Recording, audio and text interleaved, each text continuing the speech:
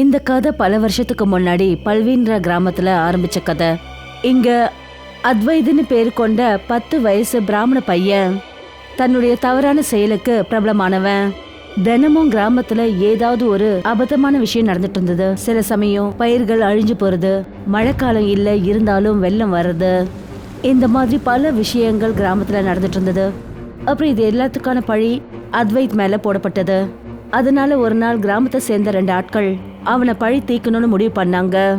அப்புறம் ராத்திரி சமயத்துல அத்வைத்தை பின்தொடர்ந்து போனாங்க. அத்வைத் முன்னாடி ஓடிக்கிட்டு இருந்தான்.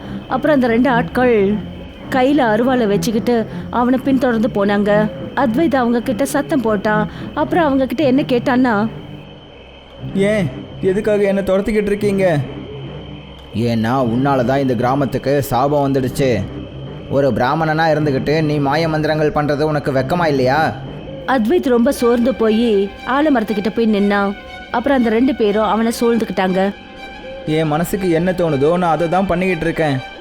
அப்படின்னா நாங்களும் எங்கள் மனசுக்கு பிடிச்சதை தான் பண்ணுறோம். அதுவும் இந்த கிராமத்தை சாபத்திலிருந்து காப்பாற்றுறதுக்கு. கிராமத்தை காப்பாற்றுறதுக்கு நாங்கள் கண்டிப்பாக ஒரு பலி கொடுத்தே ஆகணும். அந்த 2 ஆட்களும் அத்வைத் கிட்ட போனாங்க. அப்புறம் அவங்க அருவாளால அவனை வெட்டி போட்டாங்க.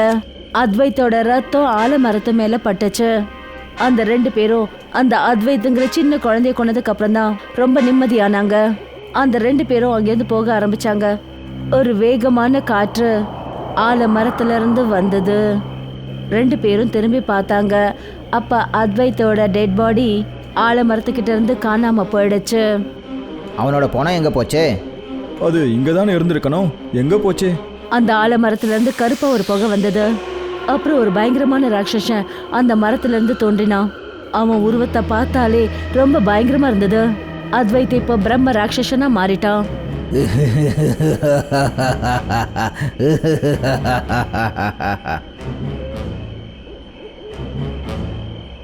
ஆனா அந்த கருப்பு புகைக்குள்ள இருந்து ஆலமரத்தோட வேர்கள் அவங்கள பிடிச்சு தன் பக்கம் இழுத்தது. அப்புறம் அந்த 2 ஆட்களையும் தூக்குல அந்த மரத்துல தொங்க வெட்டுது. பல்வேறு கிராமத்தோட இந்த கதை ரொம்ப பழசு, பல வருஷங்கள் பழசு. எப்படி மெல்ல மெல்ல நேரம் மாறிக்கிட்டு போச்சோ அதே மாதிரி மக்களும் மெல்ல மெல்ல இந்த கதையை மறந்தாங்க. ஆனா அந்த ஆலமரம் இன்னும் அதே இடத்துல இருக்கு. 37 வருஷத்துக்கு அப்புறம் சோனம்னு பேர் கொண்ட ஒரு பொண்ணு அவளோட அம்மா பிரீத்தி கூட வாழ்ந்து வந்தா. அம்மாடி சோனம், இது உனக்கு வந்திருக்கிற 3வது சம்பந்தம். ஆனா மாப்பிள்ளை வீட்டுக்காரங்க வேண்டான்னு சொல்லிட்டாங்க. அம்மா அவங்க வேண்டான்னு சொன்னா அதுக்கு நாம என்ன பண்ண முடியும்? தப்புதான், இது எல்லாமே உன்னுடைய தப்புதான். ஏன் மேல என்ன தப்பு? தப்பு உங்க பேர்ல தான். என்ன பெத்தது நீங்க தான். 2 பேரும் பேசிக்கிட்டு இருந்தாங்க. அப்போ அவங்க பக்கத்து வீட்டுக்காரங்க மம்தா அவங்களோட வீட்டுக்கு வந்தாங்க. என்ன ஆச்சு? மறுபடியும் சம்மந்தம் வேண்டான்னு சொல்லிட்டாங்களா?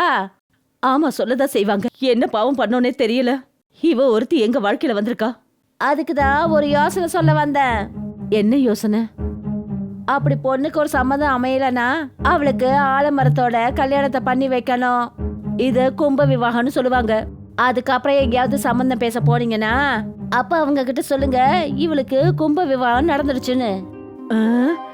என்ன பேசுறீங்க? நீங்க சொல்றது உண்மையா? மம்தா சொன்னதை கேட்டுட்டு அவ சோனம பார்த்தா. அப்புறம் சொன்னா, அடியே சோனம், மறுபடியும் காதுல தோடு எல்லாத்தையும் எடுத்து மாட்டு. ஏன் உனக்கு கல்யாணம் பண்ணணும்? யாருக்கு? மரத்துக்கு. சீக்கிரம் புறப்படு. சோனம்க்கு அவங்க அம்மா சொன்னது விளையாட்டா தெரிஞ்சது. ஆனா அவ ஒரு நல்ல பொண்ணா இருக்கிறதுனால தான் அம்மா சொன்னது அவ கேட்டா. அப்புறம் அம்மா கிருத்தி பக்கத்து வீட்டு மம்தா கூட கிராமத்துல இருக்கிற அந்த ஆல மரத்துக்கிட்ட வந்தாங்க. அம்மா, நாம இங்க என்ன பண்றோம்? அதான் சொன்னல, உனக்கு மரத்தோட கல்யாணம் பண்ணி வைக்க போறோம். உனக்கு மாங்கல்ய தோஷம் இருக்கு. என்ன? சோனம்க்கு ரொம்பவே அதிர்ச்சி ஆயிடுச்சு. ஆனா அவளோட அம்மா சொன்னதுனால அதுக்கு சரின்னு ஒத்துக்கிட்டா. மம்தா ஒரு கயிறை மரத்தோட கட்டினா. அப்புறம் அந்த கயிறை சோனம்ம பிடிக்க சொன்னா. இந்தா, இதை பிடிச்சுக்க. முதல்ல இந்த மரத்தை சுத்தி வா. சோனம் அந்த கயிறை பிடிச்ச உடனே அவளுக்கு ஒரு காட்சி தெரிஞ்சது. அது ஒரு ஆலமரம் தான். ஆனா அந்த மரத்துல இலைகள் கிடையாது. சோனமோட முகத்துல பயம் தெரிஞ்சது. மம்மி, ஆண்டி, நீங்களே எங்க இருக்கீங்க? சோனம்க்கு ஆலமரத்துல இருந்து ஒரு குரல் கேட்டுச்சு. அவங்க எங்க இருக்காங்க? அவ பார்த்த போது அவளோட அம்மா கீர்த்தி அப்புறம் பக்கத்து வீட்டு மம்தா மரத்துல தூக்குல தொங்கிக்கிட்டு இருந்தாங்க. இந்த காட்சியை பார்த்ததும் சோனமோட கண்கள் பயத்துல அப்படியே உறைஞ்சு போயிடுச்சு. சோனம் சத்தம் போட்டு கத்த ஆரம்பிச்சா.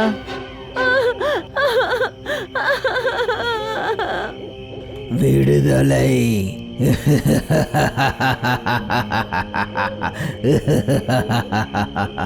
அம்மாடி அம்மாடி சோனம்.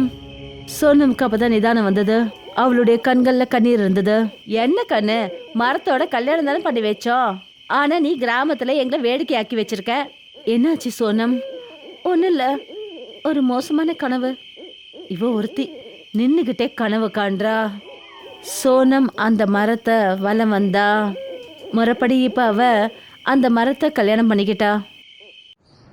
கொஞ்ச நாளைக்கு அப்புறம் மம்தா தன்னுடைய புகுந்த வீட்டு கிராமத்துல இருந்து சோனம்க்கு ஒரு சம்பந்தத்தை கொண்டு வந்தாங்க. பையனோட பேரு மோகன். முதல் சந்திப்பிலேயே சோனம அவருக்கு பிடிச்சு போச்சு. ஏன்னா இப்போ சோனம்க்கு கும்ப விவாகம் நடந்து முடிஞ்சிருச்சு. இப்ப மாங்கல்ய தோஷங்கிறது அவ கல்யாணத்துக்கு தடையே இல்ல. 2 குடும்பமும் சேர்ந்து கல்யாண தேதியை முடிவு பண்ணாங்க. எல்லாம் முடிஞ்சதுக்கு அப்புறம் மம்தா தன்னோட வீட்டுக்கு போனாங்க. அவங்க வீட்டுக்குள்ள போய் நுழைஞ்ச உடனே ஏதோ ஒரு வித்தியாசமான ஒண்ணு அவங்க உணர்ந்தாங்க. இன்னைக்கு இந்த வித்தியாசமான காத்து நம்ம வீட்டுக்கு எப்படி? அவ என்னோட மனைவி. அவளை எப்படி நீங்க வேற ஒருத்தருக்கு கல்யாணம் பண்ணி வைப்பீங்க? ஆறது. மம்தாவோட வீட்டு கதவு தானாவே மூடுச்சு. அப்புறம் கருப்பு புகையில தோன்றின ஒரு பயங்கரமான ராட்சசன். என்ன விட்டுடு, நான் என்ன பண்ண?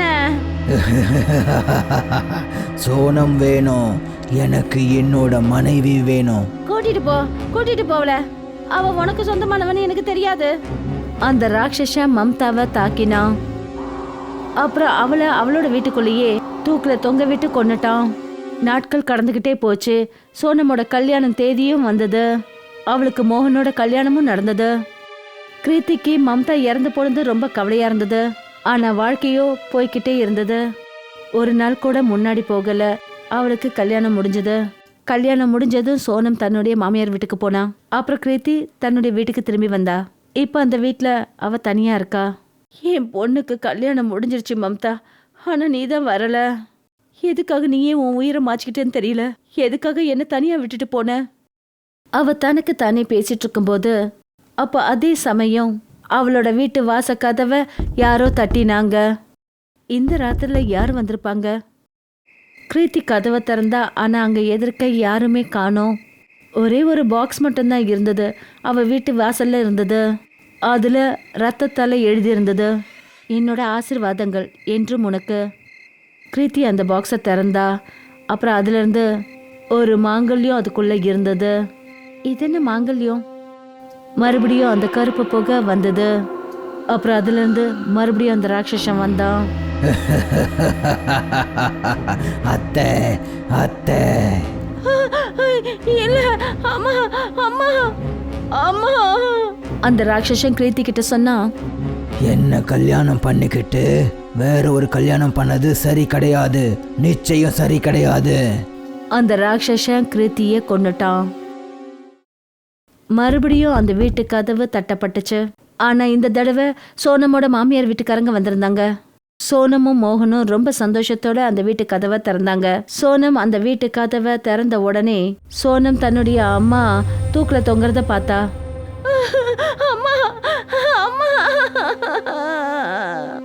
சோனம் தான் அம்மாவோட பிணத்தை பார்த்து மயங்கி கீழே விழுந்தா. அப்புறம் மோகன் அப்படியே அதிர்ந்து போய் நின்னான். மோகன் ரொம்ப கவனத்தோட சோனமோட அம்மா கையில இருக்கிறத பார்த்தான். அப்ப அவங்களோட கைகள்ல ஒரு லெட்டரும் அப்புறம் ஒரு மாங்கல்யமும் இருந்ததை அவன் பார்த்தான். மோகன் அந்த மாங்கல்யத்தையும் லெட்டரையும் கையில எடுத்தான். அப்புறம் அந்த லெட்டரை படிச்சான். நான் வரேன், என்னோட உயிர் உனக்காக, என்ன மன்னிச்சிடு, நான் உனக்கு தாலியை கொடுக்க மறந்துட்டேன். மோகனுக்கு கவலையாயிடுச்சு. அதுக்கப்புறம் அவன் என்ன புரிஞ்சுக்கிட்டான்னா, ஏதோ ஒரு புயல் அவங்கள நோக்கி வரப்போகுதுன்னு.